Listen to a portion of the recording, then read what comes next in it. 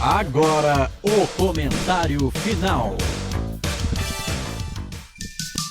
Carlos Cossato. Ponte Preta empatou com o Coritiba pelo placar de 1-1. Gabriel Novaes, um golaço.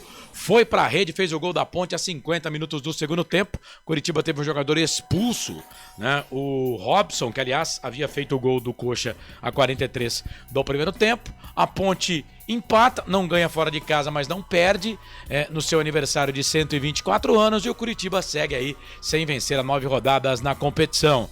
Justo o resultado, Marcelo? Um Coxa, um Ponte? Eu achei justo o resultado pelo que as duas equipes fizeram. O Coritiba no primeiro tempo foi melhor, né? O Robson bagunçou muito a zaga da Ponte Preta. A Ponte Preta no segundo tempo, ela enfrentava bem o Coritiba, mas aí o Robson faz aquela bobagem lá, né? Acaba levantando demais o pé numa bola com o Pedro Rocha, é expulso. A Ponte Preta toma conta do jogo, mas o Coritiba teve algumas chances também e a Ponte consegue um empate no finalzinho com o Gabriel Novaes. Pra mim, resultado justo, Carlos. O melhor em campo, Corsato? A gente aqui elegeu nos canais de futebol interior, mas a disputa foi bem bacana entre o Gabriel Novaes e o Pedro Rocha, mas o Pedro Rocha foi eleito o melhor em campo. Isso, as notas do jogo estarão daqui a pouco, ou já estão, né, no site futebolinterior.com.br, lá no meu blog, Planeta dos Macacos. Ponte Preta que volta a campo na sexta-feira contra o Goiás, às 7 da noite.